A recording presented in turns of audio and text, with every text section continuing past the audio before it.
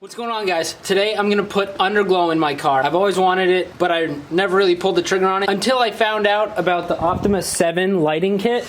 It's about $89 off of Amazon. I'm gonna put this in the link, and you guys can get one if you want to, but we're gonna get into it. Ian's on his way over too to help, and unfortunately Paul is quarantined and Danny's out in Virginia or something, so it's just gonna be me, Ian, and Sam. Is that right, bud? Ooh, ooh. Alright, when you first open it up, it's just a big tube, and these are all the light bars in the actual package, and then these are all just little tabs and odds and ends. Some stuff you won't need. It's got like zip ties, little clips. Yeah, the quality looks pretty good. What up, bro? You made it. Your race car parts. We have all 4 bars mounted, but it only came with 4 extension wires.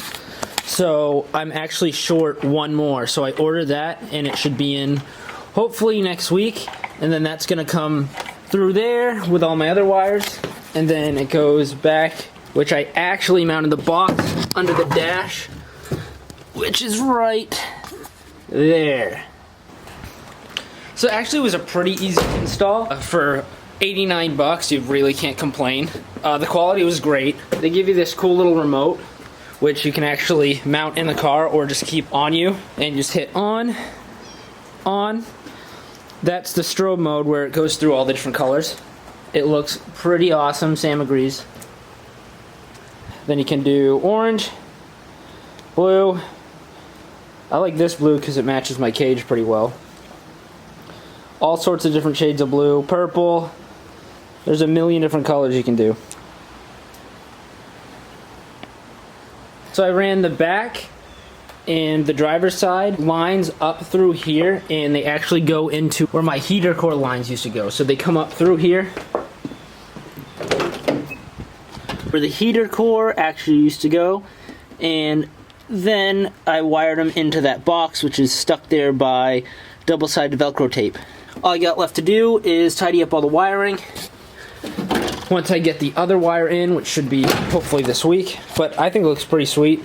The car's on the ground. It's very difficult to get under with a jack, so I'm going to show you guys how I mounted the rear one, and they're all the same all around the car except for the front. The front I had to zip tie on, but what I did was I used rivets and I just riveted them to the car, so that way if you hit a bump, you're not going to break your zip tie and the thing won't come out and then rip all your wires out of the car. The front, I just had to use zip ties because there was no other place to mount it. I basically attached it to the bottom of my radiator. It was the only spot that would shine over my bumper in the front and would actually hit the ground. Alright, let's see if I can see. Ooh, shiny. Sorry about the rust. But yeah, that's where the rear one's mounted. And then it's riveted right there. And then it's riveted right there. Let me turn off the light so you can actually see it. So it's riveted right there. But yeah, that's how I mounted my OPT7 UnderGlow kit. It's pretty straightforward. That's basically how you do it. I'm gonna go over a little bit more on the E30 with you guys since I'm already in the garage. I have to replace this hose because it's pretty frayed there, but that's not a big deal. I got a new valve cover. Ian actually shaved this one down flat and then hit it with some matte black. I never had a decent breather or a decent catch can or catch can at all. So what we did was we tapped that for an AN fitting, and then we ran AN line all the way up here into this catch can, and then we just mounted it to the firewall with more rivets, which they ain't going nowhere. Also, I got this new BMP racing oil cap, which I've only had like a fake M3 one that looked trashy. I think it looks pretty good. And it also matches these Allen keys that we put in because we couldn't actually fit the valve cover on with this AN fitting there. It kept hitting before we could get under. So you put these ones on the studs and then you flatten it down and then you just thread in these Allen keys and they look pretty nice. Also got a brand new radiator, as you guys saw in the last video. It was 200 bucks. It's pretty awesome. And it makes everything a lot easier to bleed. Or we'll find out, because I'm actually in the process of filling it with coolant. I already got oil in it.